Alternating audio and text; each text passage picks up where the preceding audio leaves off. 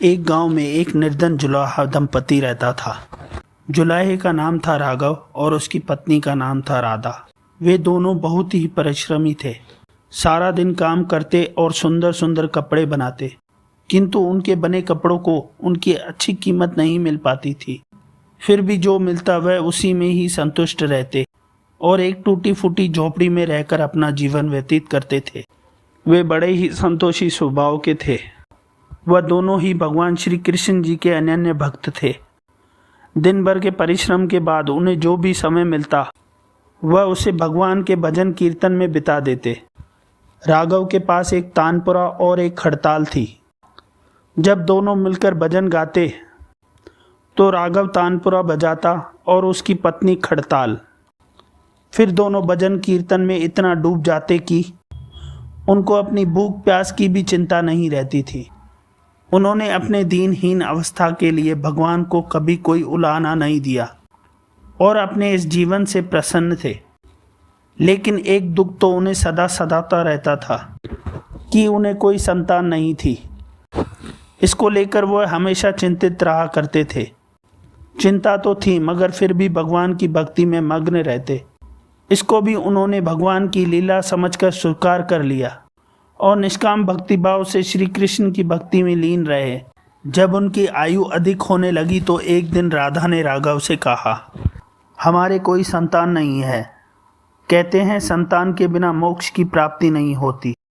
अब हमारी आयु भी अधिक हो चली है। न जाने कब बुलावा आ जाए। मरने के बाद हमारी चिता को अग्नि कौन देगा? कौन हमारे लिए तर्पण आदि कार्य करेगा? कैसे हमारी मुक्ति होगी? राघव बोला, तुम क्यों चिंता करती हो? ठाकुर जी है ना, वही सब देखेंगे। राघव ने यह बात तो कह दी, किंतु वह भी चिंता में डूब गया। तभी उसके मन में एक विचार आया और वो नगर में गया, जहाँ से श्री कृष्ण जी के बाल स्वरूप कान्हा जी की मूर्ति लेकर आया। घर आकर बोला, अब तुझे चिंता की कोई आवश्यकता नहीं। मैं ये बाल गोपाल लेकर आया हूँ। अब यही हमारे पुत्र हैं। अगर हम संतानहीन हैं तो यह भी इनकी इच्छा है। हम इन्हीं को अपने पुत्र के समान प्रेम करेंगे। यही हमारे पुत्र का दायित्व पूर्ण करेंगे। राघव की बात सुनकर राधा अत्यंत प्रसन्न हुई। उसने बाल गोपाल जी को अपने हृदय से लगा लिया और बोली, आप ठीक ही बोल रहे हैं। आज से यही हमारे लल्ला हैं। तत्पश्चात दोनों पति पत्नी ने घर का एक कोना साफ कर बाल गोपाल जी के बैठने के लिए स्थान बनाया और एक चौकी लगाकर उस पर बाल गोपाल जी को विराजित कर दिया। उस दिन से जुलाहा दंपति का नियम हो गया। वह प्रतिदिन बाल गोपाल जी को स्नान कराते, उनको धुले वस्त्र पहनाते और एक पुत्र की तरह उनको लाड प्यार करते। उन्हीं के सामने भजन कीर्तन करते और वहीं सो जाते थे। वे दोनों अपने हाथ से बाल गोपाल जी के लिए सुंदर वस्त्र बनाकर पहनाते, उनको खाना खिलाते, उनको झूला झुलाते और रात को उनको सुलाकर ही स्वयं सोते थे। इन सब में उनको बड़ा आनंद आता था। धीरे धीरे दोनों बाल गोपाल जी को अपने पुत्र के समान प्रेम करने लगे। बाल गोपाल जी अब उनके परिवार का एक हिस्सा बन गए। राधा का नियम बन गया था कि सबसे पहले अपने बाल गोपाल जी को अपने हाथों से भोजन कराती, तब स्वयं भोजन करती थी। कान्हा को भोजन कराते समय उन्हें ऐसा प्रतीत होता था कि अपने पुत्र को भोजन करा रही हो। उन दोनों का निश्चल प्रेम देखकर कृपा निदान भगवान अत्यंत प्रसन्न हुए और उन्होंने अदृश्य रूप में आकर स्वयं भोजन खाना आरंभ कर दिया। राधा जब प्रेम पूर्वक भगवान को भोजन कराती तो भगवान को ऐसा प्रतीत होता जैसे अपनी माँ के हाथ से भोजन कर रहे हो। को राधा के हाथों से हर एक कौर में माँ का प्रेम प्राप्त होता था। भगवान श्री कृष्ण जी माँ के उस प्रेम के वशीभूत हो गए, किंतु राधा यह न समझ पाई कि स्वयं भगवान उनके हाथों से भोजन कर रहे हैं। एक दिन अधिक कार्य होने के कारण राधा बाल गोपाल जी को भोजन कराना भूल गई। गर्मी का समय था। भरी दोपहरी में काम करते करते दोनों पति पत्नी बहुत थक चुके थे। बिना भोजन किए ही सो गए। उनको सोए हुए कुछ ही देर हुई थी कि अचानक एक आवाज़ सुनाई दी, मैया बाबा मुझे भूख लगी है। दोनों हड़बड़ा कर उठ गए। चारों ओर देखा, आवाज़ कहाँ से आई। किंतु कोई दिखाई नहीं दिया। तभी अचानक राधा को याद आया कि आज उसने अपने लल्ला को भोजन नहीं कराया है। वह हड़बड़ा कर उठी और दौड़कर अपने लल्ला के पास पहुंची तो उसने देखा बाल गोपाल जी का मुख कुमलाया हुआ है। इतना देखते ही दोनों पति पत्नी उनके चरणों में गिर गए। दोनों के आंखों से अश्रुओं की धारा बह निकली। राधा तुरंत खाना लाई। फिर न जाने कैसा प्रेम उमड़ा कि उसने बाल गोपाल जी को उठाकर अपनी गोद में बिठा लिया। फिर भोजन कराने लगी। दोनों पति पत्नी रोते जा रहे थे और लल्ला को भोजन कराते जा रहे थे। फिर बार बार अपने द्वारा हुए ऐसे अपराध के लिए क्षमा मांग रहे थे। ऐसा प्रगाढ़ प्रेम देखकर भगवान अत्यंत द्रवित हुए और अंतर में ही भगवान श्री हरि साक्षात रूप में प्रकट हो गए। भगवान ने अपने हाथों से रोते हुए माता पिता की आंखों के आंसू पोंछे और बोले, प्रिय भक्त, मैं तुम्हारी भक्ति और प्रेम से अत्यंत प्रसन्न हूँ। तुम जो चाहो मांग लो, मैं तुम्हारी प्रत्येक इच्छा पूर्ण करूँगा। इतना सुनते ही दोनों भगवान के चरणों में गिर गए और बोले, दया निदान, आप हमसे प्रसन्न हैं और स्वयं हमारे सामने उपस्थित हैं। इसी से हमारा जीवन धन्य हो गया। इससे अधिक हमें और क्या चाहिए? इससे अधिक किसी वस्तु का भला क्या महत्व हो सकता है?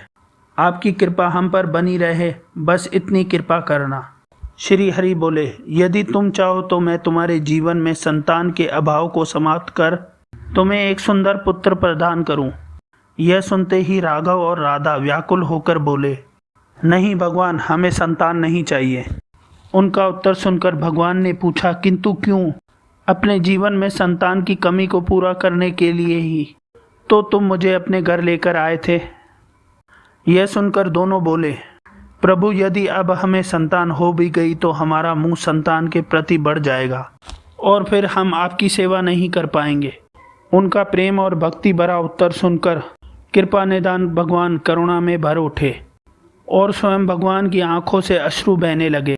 भगवान बोले, हे मैया, हे बाबा, मैं यहाँ आया तो था आपके ऋण को उतारने के लिए, किंतु आपने तो मुझे सदा सदा के लिए अपना ऋणी बना दिया। मैं आपके प्रेम का ऋण कभी नहीं उतार पाऊंगा। मैं तुम्हारे प्रेम से अत्यंत प्रसन्न हूँ। तुमने अपने निर्मल प्रेम से मुझको अपने बंधन में बांध लिया है। मैं तुम्हें वचन देता हूँ कि मैं तुम्हारे पुत्र के समान तुम्हारे समस्त कार्य पूर्ण करूँगा। तुम्हें कभी संतान का अभाव नहीं होने दूंगा। तुम यह तो जानते ही हो, मेरा वचन कभी असत्य नहीं होता। ऐसा कहकर भक्त वात्सल्य भगवान बाल गोपाल जी की प्रतिमा में विलीन हो गए। उस दिन से राघव और राधा का जीवन एकदम ही बदल गया। उन्होंने सारा काम धंधा छोड़ दिया और सारा दिन बाल गोपाल जी की सेवा और भजन कीर्तन में व्यतीत करने लगे। भजन करते हुए न उनको भूख सताती और न प्यास लगती थी। उन्होंने सभी प्रकार की इच्छाओं का पूर्ण रूप से त्याग कर लिया था। अब राघव कोई कार्य तो करता केवल बाल गोपाल जी के सुंदर सुंदर वस्त्र बनाने का। उनके सामने कोई परेशानी आती तो बाल गोपाल जी बालक के रूप में आ जाते और समस्त कार्य पूर्ण करते थे। वह दंपति और बालक पूरे गांव भर में चर्चा का विषय बन गए, किंतु वहां गांव में कोई नहीं जान पाया कि वह बालक कौन है, कहां से आता है और कहां चला जाता है। धीरे धीरे समय बीतने लगा और जुलाए दंपति बूढ़े हो चले थे, किंतु भगवान की कृपा उन पर बनी रही। अब दोनों की पूर्ण आयु का समय हो चला था। भगवत प्रेरणा से उनको ये ज्ञात हो गया कि अब उनका समय पूरा हो गया है। इसी के चलते एक दिन उन्होंने ठाकुर जी को पुकारा और ठाकुर जी उपस्थित हो गए और उनसे उनकी इच्छा जाननी चाहिए। दोनों दंपति भगवान के चरणों में प्रणाम करके बोले, हे प्रभु, हमने अपने पूरे जीवन में आपसे कुछ नहीं मांगा, किंतु अब हमारे जीवन का अंतिम समय आ गया है, इसलिए आपसे कुछ मांगना चाहते हैं। भगवान बोले, निसंकोच होकर बोलिए, तुम्हारी कोई भी इच्छा होगी अवश्य पूर्ण होगी। तब बाल गोपाल जी के प्रेम में डूबे दंपति बोले, हे नाथ, हमने आपको अपने पुत्र के रूप में देखा है और आपने भी एक पुत्र के समान हमारी सेवा की है। अब वह समय आ गया है जिसके लिए माता पिता अपने पुत्र से एक कामना करते हैं। हे दीनबंधु, हमारी यह इच्छा है कि हम दोनों पति पत्नी के प्राण एक साथ निकलें। हे दयानिदान, जिस प्रकार एक पुत्र अपने माता पिता का क्रियाक्रम करता है और उनको मुक्ति प्रदान करता है, हे परमेश्वर, आप अपने हाथों से ये क्रिया कर्म करके हमें मुक्ति प्रदान करें। श्री हरि ने दोनों की इच्छा को पूर्ण करने का वचन दिया और बाल गोपाल के विग्रह में विलीन हो गए। अंत में वह दिन आ गया जब हर जीव को यह शरीर छोड़ना पड़ता है। दोनों दंपति बीमार पड़ गए और उनकी भक्ति की चर्चा पूरे गांव भर में थी। इसलिए गांव भर के लोग उनका हालचाल पूछने के लिए उनकी झोपड़ी के पास आ पहुंचे, किंतु उन दोनों का ध्यान तो श्री हरि के ध्यान में पहले ही लग चुका था। उन्हें नहीं पता कि कौन आया और कौन नहीं आया। तभी अचानक एक चमत्कार हुआ और जुलाई की झोपड़ी तीर और अलौकिक प्रकाश से भर उठी। वहां उपस्थित सभी लोगों की आंखें बंद हो गई। किसी को कुछ दिखाई नहीं पड़ रहा था। कुछ लोग तो झोपड़ी के बाहर आ गए और कुछ लोग धरती पर बैठ गए। श्री हरि अपने चतुर्भुज रूप में प्रकट हुए। उनकी अति प्रेम शोभा समस्त सृष्टि को अलौकिक करने वाली थी, जो वातावरण में एक दिव्य सुगंध भर गई। वे अपने मंद मंद मुस्कुराहट से अपने माता पिता की ओर देख रहे थे। उनका यह दिव्य रूप देख दंपति बहुत आनंदित और मंत्रमुग्ध होते जा रहे थे। अपने दिव्य दर्शन से दोनों को तृप्त करने के बाद करुणामयी लीलाधरा समस्त सृष्टि के पालन करता श्री हरि वहीं उन दोनों के निकट धरती पर सिरहाने में बैठ गए। भगवान ने दोनों भक्त दंपति का सिर अपनी गोद में रख लिया। उनके शीश पर अपना प्रेम पूर्वक हाथ रखा। तत्पश्चात अपने हाथों से उनके नेत्र बंद कर दिए। इतना करते ही तत्काल दोनों के प्राण निकलकर श्री हरि में विलीन हो गए।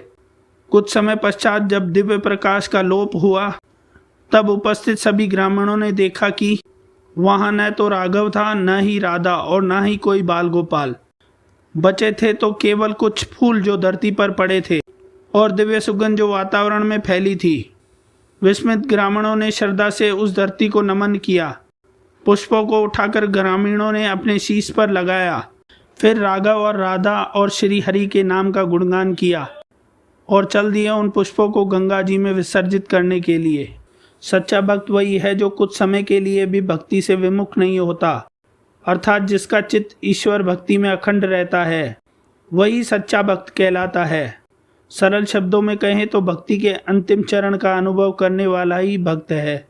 दोस्तों, आपको ये वीडियो कैसी लगी मुझे कमेंट करें। वीडियो को लाइक और चैनल को सब्सक्राइब करें। जय जय श्री हरि।